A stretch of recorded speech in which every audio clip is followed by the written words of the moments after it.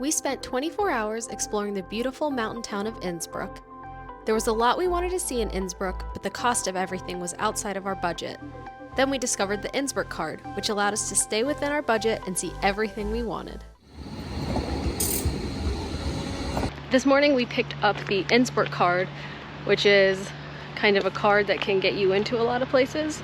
So there's two things, like if you stay here 2 or 3 nights in a row, you can get a welcome card, which gets you discounts and free public transportation, which is really good.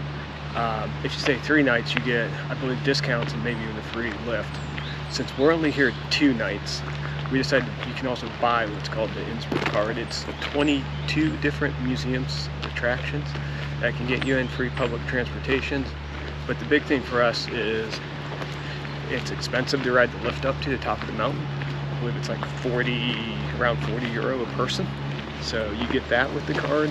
The Innsbruck Card for 24 hours is 59 euro a person, and for 48 hours is 69 euro a person. I did the math, it was actually cheaper, even with the welcome card, to just buy the Innsbruck Card. So there's your little travel hack. We are walking to Schloss Ambras, which is a Renaissance castle overlooking Innsbruck. It also has a museum, so we're really excited to check it out. This castle is most, I think, known for its crazy looking Spanish hallway, I think it is, so we're going to see what that's about. Otherwise, I believe it's just more of a museum and armory. We started with the Armory of Heroes, which was created to pay tribute to exceptional military leaders in the Habsburg dynasty. So that was an actual legit armory for once, what we've seen on this trip. I loved how much stuff they actually had in there. Overall, we're kind of commenting, I wonder how tall the people were back then, because all the suits of armor were pretty short, like Jess's size. I don't know, battle of the hobbits. Next, we headed to the elegant Spanish Hall. The Spanish Hall was erected between 1569 and 1572 and was one of the most important halls of the Renaissance period. It was mainly used for balls and celebrations.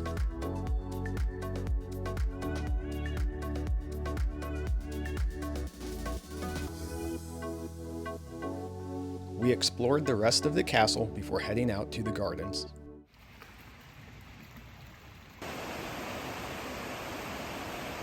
Interesting tip. If you come out back of the castle, there's actually trails all down through this wooded area, and there's multiple waterfalls. It looks beautiful. If we had more time, we'd go check it out, but now we're gonna head over to the ski jump area and go have, I don't know, a coffee or a drink on top of the ski jump.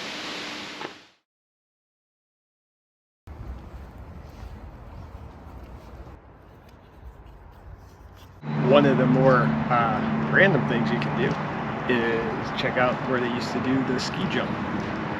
I'm not sure if it's still in use at all. It's AstroTurf right now, which I know they do for summer training. But you take a lift up there to the top, and there's actually a cafe up there that's a great view of the city, so that's what we're gonna do. We did a little Googling, and the ski jump is still in use for the FIS Ski Jumping World Championships, or World Cup events, and it was also used in the 1964 and 1976 Olympics that were held here in Innsbruck. Winter Olympics, obviously, since it's ski jumping. Randomly, it's cooler than I anticipated. Yeah, it's pretty cool here, but we're going to take the car up to the top and check out the cafe.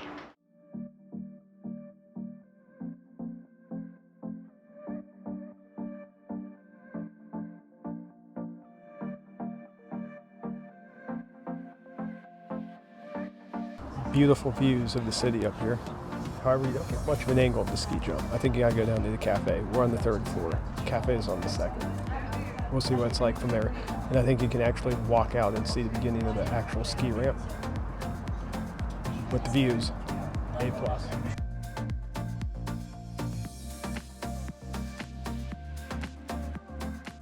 So we just had lunch in the cafe, and the views were great and the drinks were good, but the food was not that great, left a lot to be desired. So I recommend going up there to have a drink and look at the views, but not sure if you should get anything to eat. It was kind of overpriced and not that great. We took the bus back to our hotel to put on our hiking shoes before taking the bus up to the gondola.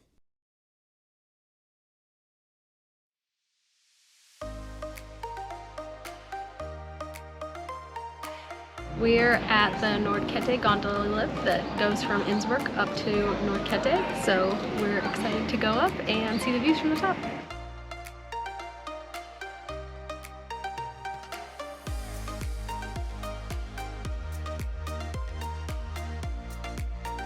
We went from here to here, and now we're going to go from here to there.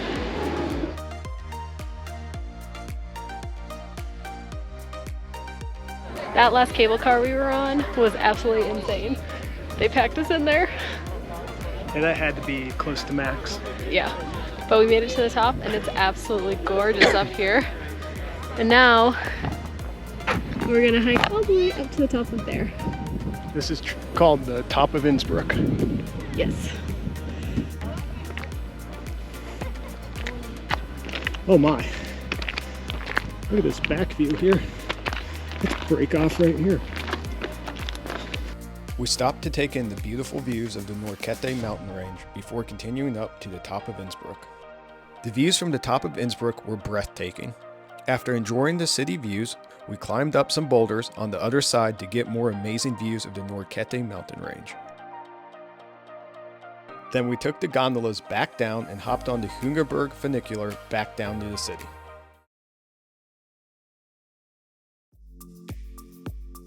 Once we were back in the city, we climbed the 130 plus steps to get to the top of the city tower.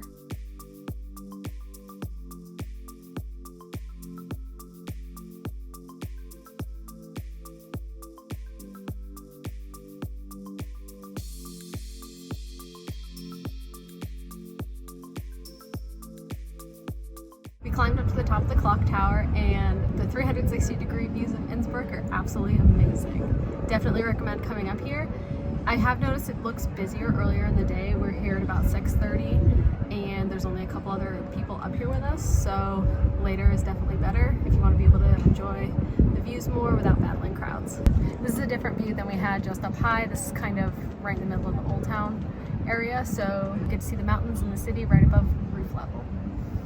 After a long day of exploring, we had a massive dinner at a Persian restaurant that was absolutely delicious. How much did we actually save with the Innsbruck card? The card was 59 euros per person. We went to Schloss Ambras, the Bergisel, the Nordkette, the city tower, and used public transportation.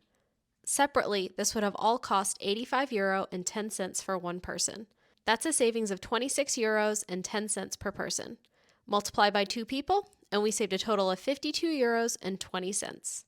To see if you would save money using the Innsbruck card, there's a calculator on the Innsbruck Card website, which we've linked in the description below. The next morning, we grabbed some coffee and pastries before heading off to the next part of our adventure.